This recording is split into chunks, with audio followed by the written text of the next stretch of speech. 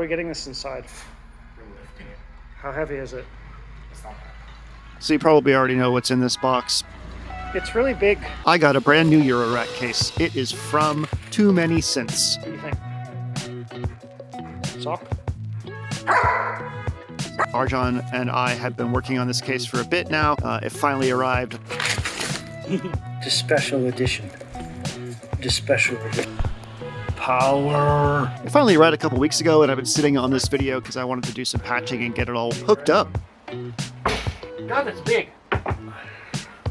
I will stand next to it so that you can see how large. This is my head. Look how big it is.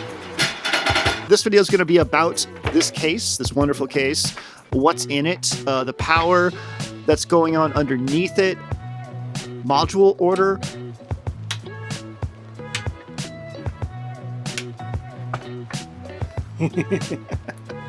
And then finally, at the very end, we will patch all my voices up into a single fuck you button press voice and see how that goes. All right, let's do it. Oh yeah, and one more thing. I promise you I will show you how Echo is doing. Echo being our little tiny German Shepherd puppy. We'll have some puppy footage later, I promise. Stick around. You sickos probably want to see me flip the switch, huh? You want to see me turn it on? You want to see all the lights come on, you fucking sickos? Fine, I'll do it for you. Here we go. On the switch. Oh, God. So it is 7 rows of 200 HP. Big? Yes. This was designed by Too Many Synths, and they were great to work with. They helped me design this. They sent it over in this insanely well-packed thing. Inside, there is some amazing power that we'll talk about in a bit. Actually, no, let's talk about the power right now. Okay, so when I talked to Arjan about building this case, I had a couple options that I could choose from when it came to power on their website. They have like a little configurator where you can like select size and, you know, choose what power supplies you want. The sort of like basic power supply that everybody can get these days, you'll see it everywhere, are Meanwells. And they're fine for the most part. They'll provide a certain number of volts. You'll get a certain amount of power per rail. And that's all stuff that you need to keep in mind when you're building a case, is like, how much power do I need to run the modules that I have? You'll have 3 types of power consumption that you need to look at with your case. That is the positive 12 volt rail, the negative 12 volt rail, and the 5 volt rail. And the 5 volt rail is used a lot less than the other two, but it's not just about that positive voltage. You know, you always have to look at the negative voltage and the 5 volt rail as well. So I'm really sensitive to this. My modules are really sensitive to this. I use a lot of digital modules, and these modules are really sensitive to power issues. Power issues will express themselves as modules glitching out. In analog modules, you'll start to see like pitch droop and voltage droop, all kinds of just really kind of annoying things. But digital modules, they'll just flip the fuck out. They cannot handle power fluctuations. So while the Meanwells are good for many, many people, I decided to just not mess around. You know, I'm spending all this money on this case. I don't want to have any issues running out of power. I don't want to have any issues with power at all. So I decided to go with the Constant Lab hammers. These were more expensive, but I decided that I'm not messing around. I want the best filtered power supplies that I can get. Give them to me, please. So the things that makes the Constant Lab special is not only the sheer amount of voltage that they can handle, but also they have filtering on one side of each of the bus boards. The bus boards are the things you actually plug your modules into. So there's direct power and there's filtered power. So if you ever have an issue with like noise on a module, or if it's acting a little stranger, like you have an analog module that's being noisy or whatever, you can switch it over to the filtered side of the bus board and get more cleanliness out of it. So that's really, really, really cool. There's input filtering, there's input overvoltage, reverse polarity voltage protection, output overvoltage, output short circuit recovery, overcurrent recovery. And I've actually seen this. I did some really stupid things when I was plugging in these modules and actually shorted one of the zones while I was doing it, and it popped off and came right back on once the short was done, which was really, really great. I did fry a module or two, and that was really, really stupid of me, but hey, take it from me. Don't repeat my mistake. Don't do what I did. Ever, ever, ever. So there are 4 of these hammer power sets in here. And the cool thing about having 4 different power zones on here is that, one, there's no overcrowding of the bus boards. I have so much extra room in there, it's crazy. But I can also troubleshoot a zone or power down a zone and replace a module without having to power down the whole thing, which is really, really nice. Remember earlier I said we had the positive rail, the negative rail, and the 5-volt rail. 5,000 milliamps on the positive, 2,500 on the negative, and 2,000 on the 5-volt, which is just crazy. So again, I just could not deal with power issues on this, and the Constant Labs so far have been just fantastic. Let's talk about module placements. The first thing is voices. I usually put my voices up at the top.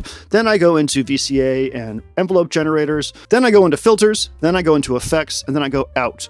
On the bottom, I usually have modulation that I want to touch and my sequencers, because those are the things that I need to be able to affect very quickly. I've never really done that differently in any case that I've built. And this one basically is similar to that, but with a few small exceptions. I'll get into what those are. Let's start going through what each module is for right now. And of course, this is subject to change. It might even be different by the time this video comes out. Up at the top, almost all voices. We have Qubit Surface, a wonderful physical modeling thing. I actually have 2 of these, but I thought it would be silly to put them both in this case. Modbap Osiris, my favorite wavetable oscillator for burly stuff. 2 plots. I got these both because I really like the new DX7 preset playback, but I think I'm probably going to get rid of one and leave some space open up here because I have 2 FM things in here already, which are really, really capable. They don't play DX7 presets, but they are pretty dope still. Rings, you gotta have rings. I still love rings. You can pull rings from my cold dead body, especially with like the Disastrous Piece Easter egg. It's just really, really beautiful. There's a lot of options in there. Piston Honda, this was one of my first oscillators that I ever had. I actually sold one and then got it back. It is a wavetable oscillator from IME. Experimental, very, very cool. I like it a lot. It's been in a lot of my recordings. RYK Vector Wave. This is a very, very, very cool module. I have not done a video on yet. It literally, this is the first time it's been racked. Other people have. It's FM and vector synthesis with some amazing randomization options. Incredible synth. This is something that could be a desktop synth if it had more knobs on it. I'll talk about it more at some point. Noise Plethora. This is a complex noise source from Bufaco. It is really great to have noises in your rack for a lot of different reasons. They can be used for all different kinds of things, and this is pretty much the master of noise as I know it right now. This little friend right here, this little Nix patch from Voltage Vibes, this is really cool. It connects via 2 ribbon cables internally, so it's going all the way down the case to a version of it down here at the bottom, and it's basically a little shuttle. I can put stuff into this side, and it will come out in the other side and the other module, and vice versa. And you'll see that I have this right next down to some modulation stuff on the bottom. Kozilin, this is a frequency shifter. It does really, really interesting things to timbres of sound, and also does really, really cool synth percussion-y sounds too. So it's up here as a little wild card. One of the reasons that I wanted a big case. This is a Chemy's Castle. It is a classic at this point, 4-operator FM synth from ALM. FM is one of my favorite synthesis types. It is so really fun, especially in the rack. I think when I do my next Krell patch, a Chemy's is going to be the target because this thing is just so much fun to have fun with. Hey, editing Jeremy here. I love synthesizers and stuff as much as the next person, but I'm finding this whole section extremely boring. And guess what? I go through the whole rack like this. Honestly, I don't want to do this. So let's go back over to the rack, and I'm just going to explain workflow a little bit, okay? Like, that's what matters here, not every single individual module. Let's go check it out. Hi. I put together every rack pretty much with the concept of subtractive synthesis signal flow, which is oscillator into VCA, envelope generators next to that, into a filter, into effects, and then out to the mixers. And this rack is really no different. So I'll walk you through it real quick. Voices here are at the top. That leaves the panels uncluttered so I can manipulate them while I'm playing. Voice. Here is VCA and envelope generators. So not everything here needs a VCA, meaning some of these will get a trigger and they will have an envelope generator built into them, like rings and surface and plots. But maybe I want to use a VCA on those to like LFO the thing, to do like generative kind of stuff. Well, I can do that too. And then filters. So voice, VCA, filter. Over here is some modulation. This modulation is going to go up and down as opposed to just like up. because I have some modulation down here. Modulation is pretty much everything in Eurorack. It's what makes Eurorack special. It's what makes Eurorack interesting. It's what makes any synthesizer interesting, really. The more modulation you have access to, both in terms of generation and destination, the more interesting and experimental you can patch, and that's super important to me. After that, if you in your subtractive synthesis kind of thing, if you have effects, they're going to come right near the output stage. So voices, volume shaping, timbre shaping with filters, effects, output, drums and samples, sequencers, modulation. So this modulation is stuff that I want to have close to me to perform with.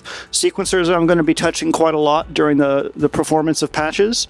And then, you know, these are my like percussive voices right here. They usually don't go into effects, so they can go right over here to the output stage. So there's a nice separation between the two layers. Some of you might be interested to know how audio is coming out of this. I have two steady state Fate Vortice mixers. The reason I have those is because they have an abundance of stereo inputs, and they also have 4 mono inputs.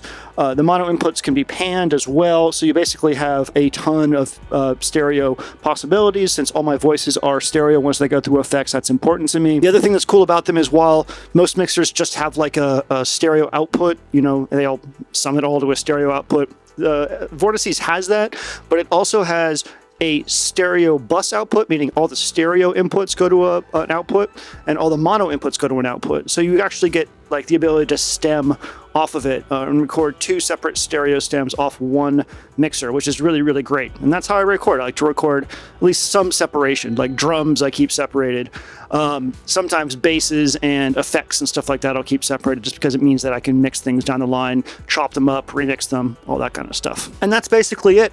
I just sort of think of it from a signal flow perspective, and also think of it from a what do I need in front of me perspective. What am I going to be touching most? You know, if you look at like a groove box, if you look at like a synthesizer, a hardware one that's built a certain way, they will have a workflow that's not dissimilar to this. You know, you have sequencer down close to you, knobs up at the top, and usually some form of interface with the voices and stuff like that there. So yeah, that's what's going on here. Hopefully that's more interesting to you than a breakdown of every single voice and module in here. It certainly is for me.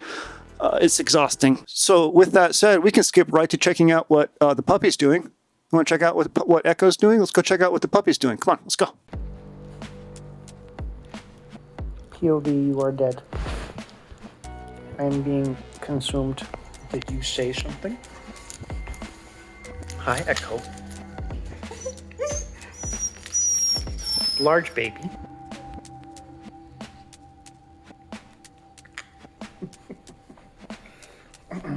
Oh gosh.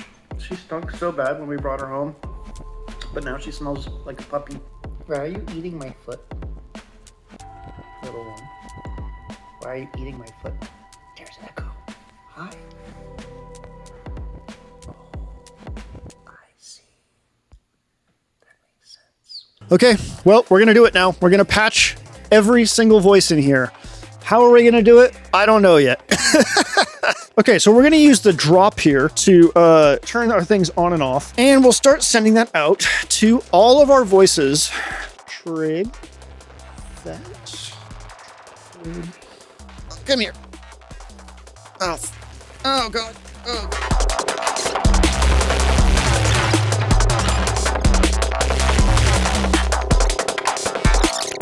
Okay.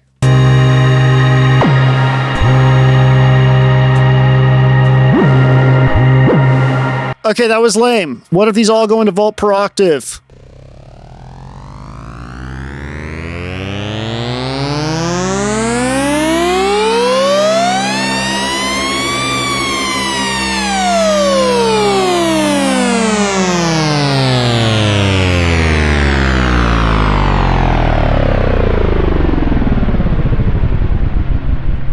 Okay, well, that's the Crow. That is the rack. That is what you'll be seeing in patches from now on.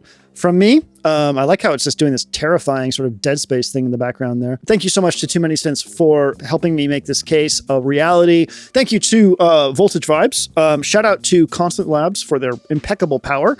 And I hope that this video was fun for you. You know, it's very self-indulgent to have a modular case this big, but I truly believe that this will be something that I use for the rest of my life. And I think that that's kind of where I am right now, is hunkering down for the inevitable just wackiness that is the next couple decades as I explore this hobby. Thank you all so much for watching. I love you. This is Jeremy, Red Means Recording. Me, Echo, Riker, and the rest of the family say, I hope you have a wonderful day.